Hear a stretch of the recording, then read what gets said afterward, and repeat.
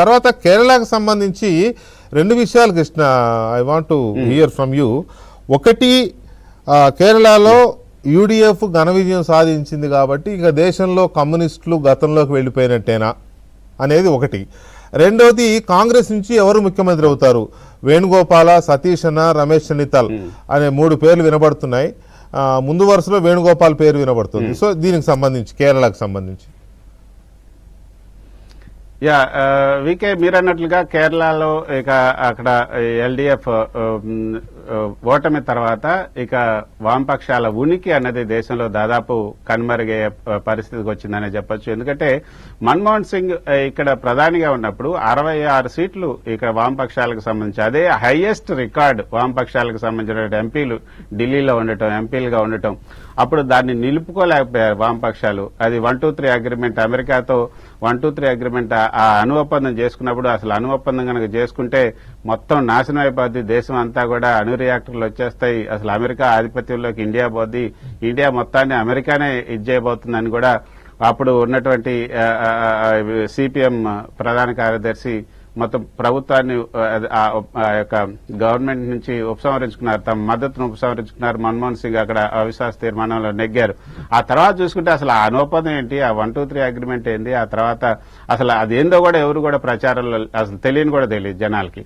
So అటువంటి వామపక్షాలు మొదట అక్కడ 34 సంవత్సరాలు ఏదైతే బెంగాల్లో అప్రత్యతంగా ప్రభుత్వాన్ని పరిపాలించినటువంటి బెంగాల్లో మొదట మమతా బెనర్జీ చేతిలో ఓడిపోయారు.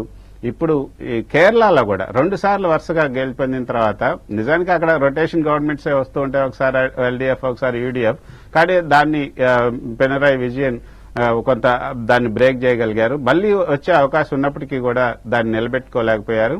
మరి ఇది ఎట్లా ఉంటుందని కూడా చూడాలి. కాకపోతే అక్కడ మళ్లీ కొత్త నాయకత్వాన్ని జెడ్ కి ఈ ఎన్నికల్లో ఇంకొక అంశం కూడా వీకే ఖచ్చితంగా యూత్ ఈ ఎన్నికల్లో ప్రత్యేక ఫ్రంట్ రోల్ పోషించింది.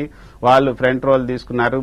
ఈ బెంగాల్లో కూడా అక్కడ ఉపాధి లేకపోవటం, నిరుద్యోగం పెచ్చరిల్లిపోవటం, మార్పు కోసం ముందుకు రావటం, ఈ యూత్ ముందుకు రావటం, తమిళనాడులో లాగానే యూత్ ఈసారి ఈ జెడ్ ఈసారి ఈ ఎన్నికల్లో, ఈ 5 రాష్ట్రాల ఎన్నికల్లో పెద్ద ప్రభావం చూపించింది. అదేవిధంగా కేరళలో కూడా చూపించిందని చెప్పొచ్చు. ఇక కాంగ్రెస్ కు సంబంధించి యూడీఎఫ్, కాంగ్రెస్ నేతృత్వంలోని యూడీఎఫ్ లో ఎవరు ముఖ్యమంత్రి కాబోతారు అన్నప్పుడు మీరు ఇందాక పేరు చెప్పారు, కేసీ వేణుగోపాల్ ఫ్రంట్ రన్నర్ గా ఉన్నారని.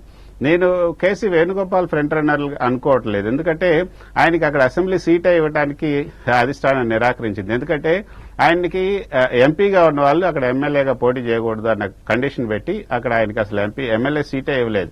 మరి అటువంటి కండిషన్ పెట్టిన తర్వాత ఇప్పుడు ఆయన సీఎం క్యాండిడేట్ గా ఆయన అనౌన్స్ చేస్తారంటే ఐ డోంట్ థింక్ సో. కాకపోతే అక్కడ ఫ్రంట్ రన్నర్ లో ఉన్న వ్యక్తి ఇందాక మీరు చెప్పినట్టే సతీషన్ కూడా ఆయనే అసలు పార్టీ అధ్యక్షుడు. అక్కడ ఈ ప్రతిపక్షాలన్నింటినీ కూడా కలుపుకొని ఈసారి ఈ యొక్క యూడీఎఫ్ ని ఏర్పాటు చేయటం, తర్వాత ఈ యూడీఎఫ్ ని విజయ పదాలకు తీసుకెళ్లడంలో కూడా సతీషన్ ముఖ్య పాత్ర పోషించారు. Satheesan will be the CM candidate they. Ramesh Chennithala కూడా ఉన్నారు. రమేష్ చెన్నితల సీనియర్ ఇతని కన్నా కూడా, కానీ అతనికి ఒక ఇంపార్టెంట్ పోర్ట్ఫోలియో ఇచ్చే అవకాశం ఉంది. సతీషన్ మాత్రం సీఎం అయ్యే అవకాశాలు ఉన్నదే మనకు కాంగ్రెస్ అధిష్టానం నుంచి అందుతున్నటువంటి. రైట్. అయితే కృష్ణ, ఇక్కడ ఒకటి యూత్ అన్నారు కదా ఇందాక, విజయ్ తమిళనాడులో విజయ్, తర్వాత మనకి కేరళలో సతీషన్, సతీషన్ తర్వాత రేవంత్ రెడ్డి ప్రభావం కూడా బాగానే కనపడింది. మన తెలంగాణ సీఎం రేవంత్ రెడ్డి గారి ప్రభావం కేరళలో చాలా ఎక్కువ. ఆయన విజయన్ పో అనే స్లోగన్ విజయన్ పో అయిపోయింది. ఇప్పుడు పో విజయన్ పో అని మలయాళంలో ఆయన ఒక స్లోగన్ గట్టిగా తీసుకుంటే నిజంగానే ఇంటికి వెళ్ళిపోయాడు. ఆయన ఈయన పంపించాడనే అన్న కానీ, బట్ ఆ ఇంపాక్ట్ ఒకటి కనపడింది. తర్వాత అక్కడ సువేందు అధికారి బెంగాల్లో కూడా ఈజ్ అనే యంగ్స్టరే కదా, 54-55 ఇయర్స్ యంగ్స్టర్. అటు అస్సాంలోనూ అదే